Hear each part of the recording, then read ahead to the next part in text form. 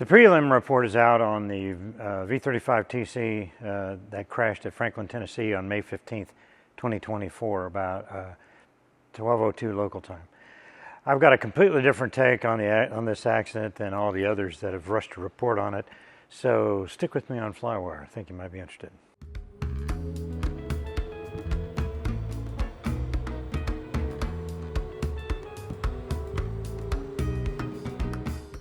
Hi, I'm Scott Perdue, and today on FlyWire I want to talk about the V35TC crash that occurred in Tennessee on May 15th this year. First, let's talk about the setup for this crash. I looked at the flight history for this airplane, and it looks like the only flying in the year and a half prior to the accident was connected to this pilot. The earliest flight in this time frame occurred on 7/18/2023, and it looks like proficiency area, local flight in the Destin, Florida area. And then 47 Whiskey Tango left Destin, Florida area on the 28th of July 2023, and it flew to this Louisiana Regional Airport, where it was later based. It returned to Destin, Florida, in the area on 7/30/2023. The next flights occurred on 1/28/24. Less than 5 hours of flight over a whole year period is what this airplane experienced. And that apparently in January 24 is when the airplane changed hands. If that was in fact true, it raises the questions of maintenance in my mind. If airplanes are flying or if they're just sitting, they break. Most airplanes seem to do better if they fly regularly. The accident flight appeared to be on a normal IFR flight for quite a while. In fact, it was so consistent on speed and altitude that I believe the pilot was on autopilot the whole way until just before the crash. Near the end, approaching a line of thunderstorms, the pilot requested a deviation but didn't state the reason why. What followed was a series of heading and altitude airspeed changes, some in direction or consultation with ATC and some by themselves. A bit of an erratic heading and altitude and airspeed changes. In this phase, I suspect the pilot was hand flying in the weather. And near the end, the airplane lost control and began a rapid descent at very high ground speeds. The airplane broke up with most of the pieces found within a half-mile fan-shaped area on the ground. Okay, so when it broke up, it kind of spread this way.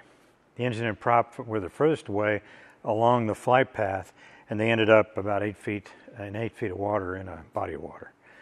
This is consistent, the fan pattern, with an in-flight breakup.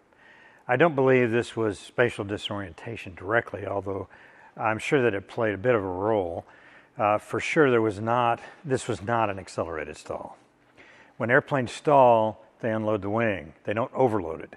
Stick with me, and I think it gets pretty interesting about what I think is the likely cause of this. In February, it made 3 flights, all about an hour long, each with turns and some pattern work at nearby airports. In March, there were 7 flights varying between 12 and 32 minutes long, some maneuvering, maybe a couple of landings. In April, the same pattern with 6 flights of 15 to 16 minutes long. In May, there were 2 flights of 15 and 31 minutes long. I make a point about these because none of these flights look like a proper checkout flight. With the exception potentially of that first flight departing Destin, there was a whole bunch of turns and apparently some landings, etc. Sure, none of them were instrument proficiency flights. Way too long to even shoot an approach, and none of the ground tracks looked like that at all. Every airplane design has its own idiosyncrasies, and learning about their corners from an instructor familiar with them is a best practice. I think most people would agree. But for a proficient pilot, it takes about 3 sorties at just over an hour each to cover the required maneuvers from the V35P syllabus from the American Bonanza Society for the Bonanza. That's a proper checkout. If you don't do this, you stand the chance of brushing past critical pieces of information. Given this accident, I can confidently say that this checkout was inadequate. When I do checkouts in Bonanzas, I use the American Bonanza Society V35P syllabus and emphasize 2 particular maneuvers: the spiral divergence exercise and the door pop. Both of them have killed more than their fair share of aviators. I also do the spiral divergence exercise in the UPRT course that I teach in my F-33C.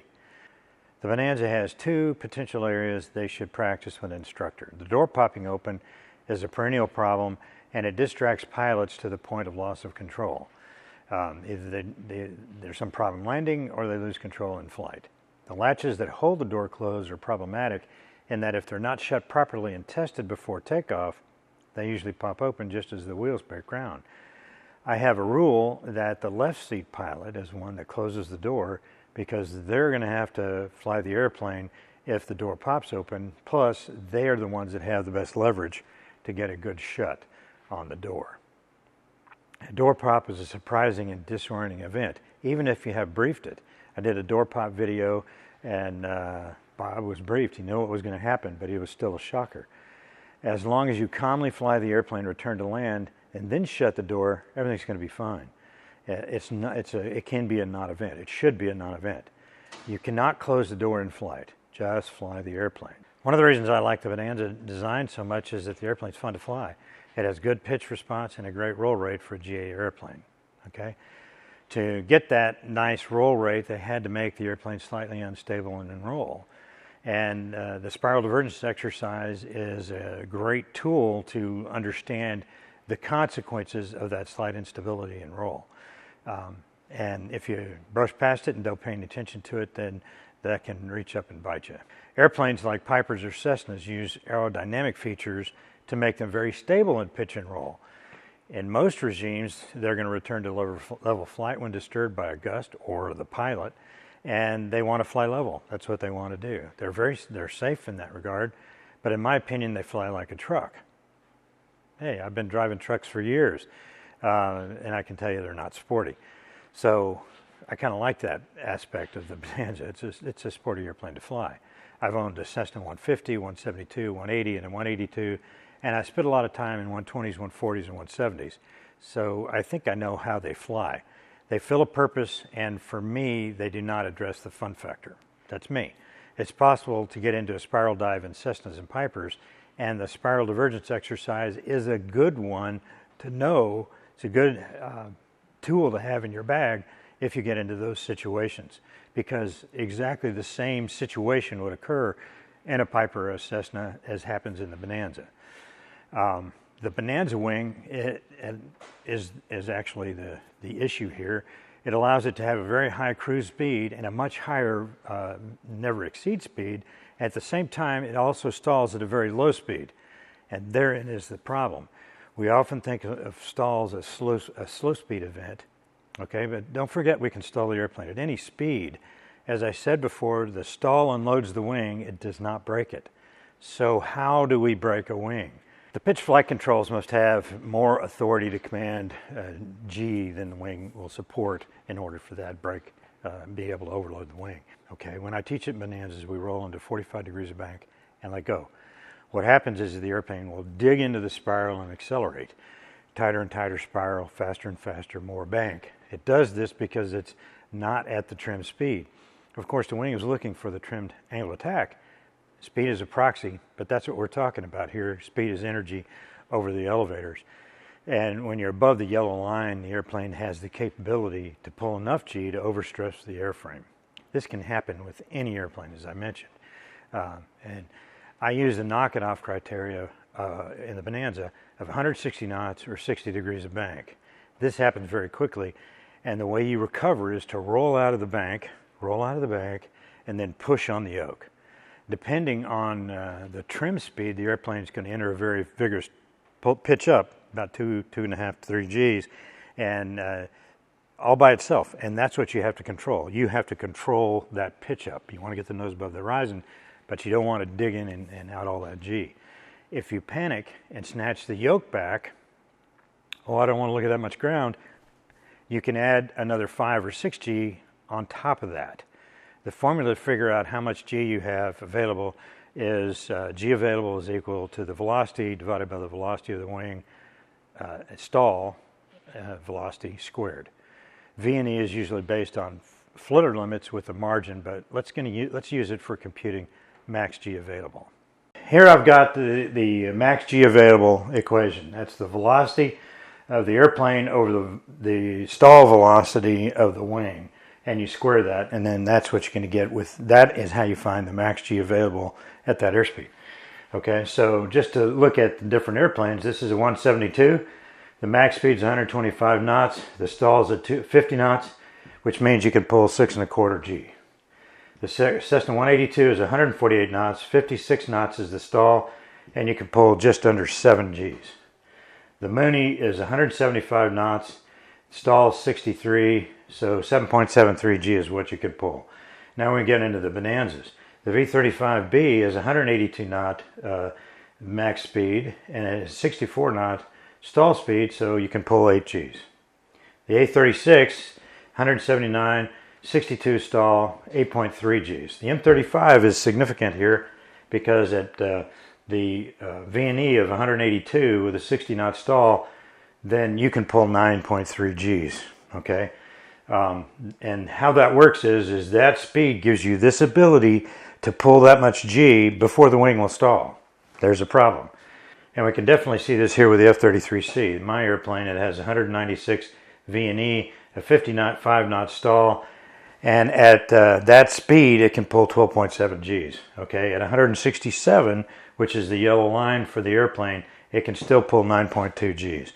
And the problem here is load. Okay, a lot of these airplanes here are in the standard category, which is 3.8 Gs.